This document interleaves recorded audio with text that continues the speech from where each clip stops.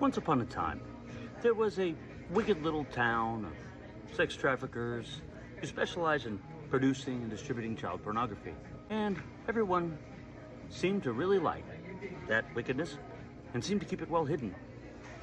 But then one day, around March 2021, the feds came in and they raided the apartment of someone who I was closely tied to, although I had no idea what they were doing.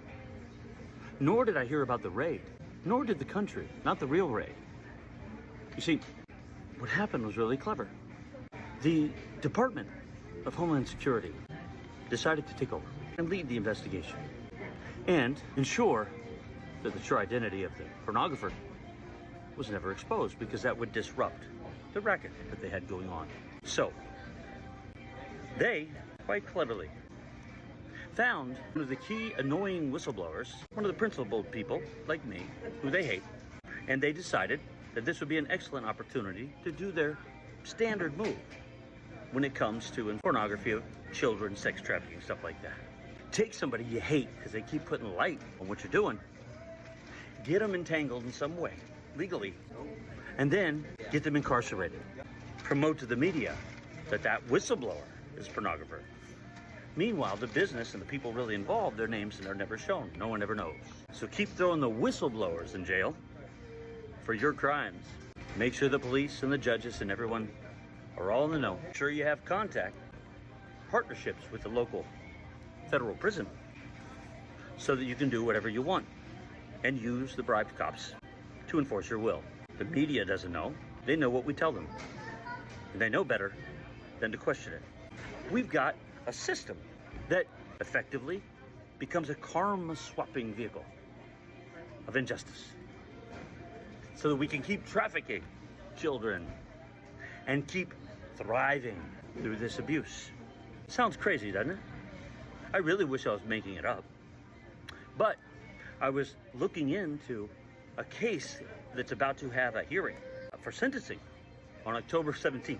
It's a case of that pornographer who, if you look on the records, USA versus Ninfo, or now USA versus Rose, you'll see they talk about someone who downloaded pornography named Ninfo, who apparently was terrible and had all this stuff in his house. And if you look at the documents that they submitted on April 28th, about a month and a half later, the same day they issued the warrant and made all kinds of other claims, right? There was no raid at that time. They went through the paperwork and tried to portray this Ninfo as a bad guy, but they had no evidence at all. They knew nothing about this man. In fact, they gave wrong facts about him. They said he was originally from North Carolina. See, he lived in New York near Judge Ninfo, the bankruptcy lawyer, who actually had been disgraced. And I personally think was part of a sex trafficking operation, kind of like what they had. Can't prove that. But it's interesting how things played out, because you need a judge like that to get this ball rolling. You see, Ninfo had sued Bethlehem Steel Corporation, tried to get them to be accountable for killing his dad. They didn't like that too much. And I believe they partnered with his uncle Judge, sure some money was involved, get the ball rolling to get him to shut up. Keep a seat warm for him in the prison for when the time was right.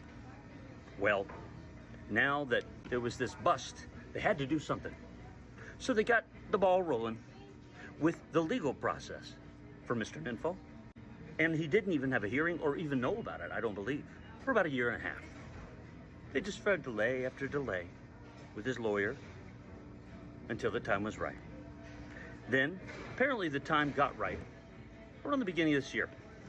And it seems they sent for him and brought him to the address they said he had been living at in Providence. Interestingly, I looked up that address. The only names associated with it are Coralia Palazzo, a correctional officer, no doubt involved in the scam, and Victor B. D'Angelo. See what's going on here? They bought this place. Someone from the prisons and Victor B. D'Angelo from Homeland Security.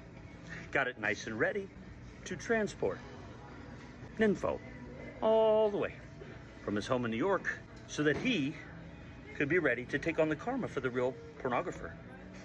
But something interesting happened in this case.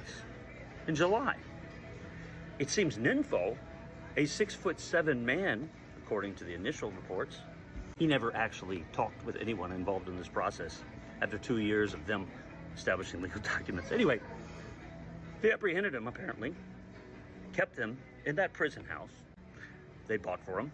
How sweet. And then, in the middle of July, this terrible pornographer, who didn't know anything about it and has no history of doing anything bad, suddenly makes a statement that he decided that he's a woman and he's going to change his name legally to Haley Lynn Rose right before sentencing.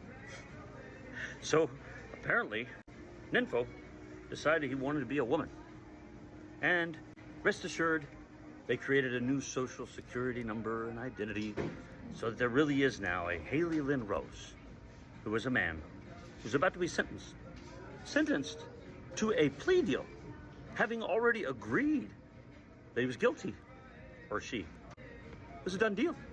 Nothing left to do but go into that court and walk out. Nothing to say. That's convenient, isn't it? Well, here's the interesting kicker that I just found out. I'm like, who is this Haley Lynn Rose then? I was thinking maybe they're gonna lock up the one who actually did the crime. We all know who that is. But no. Turns out they want her to be me. Haley Lynn Rose, a gender-changed woman who's going to serve out her sentence in a female prison with a wink. And they're all so excited. They just need to pull the trigger with a local partner, get me incarcerated and shipped there. I'll never be able to speak out.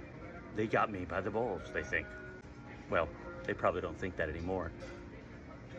This happens over and over, my friends.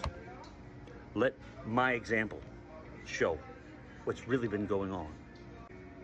There are partnerships like this. They've got it down to a system all over the country. I will expose it. I just did. And you can remove this video, but you can't remove the truth from your heart and mind, because I have a gift. The ability to speak to anyone and everyone about this. The ability to make this story travel far and wide in the media and make everyone involved a high-profile example of low-life losers who don't know when to give up. So keep continuing after this if you'd like. The more you do, the better story it'll make.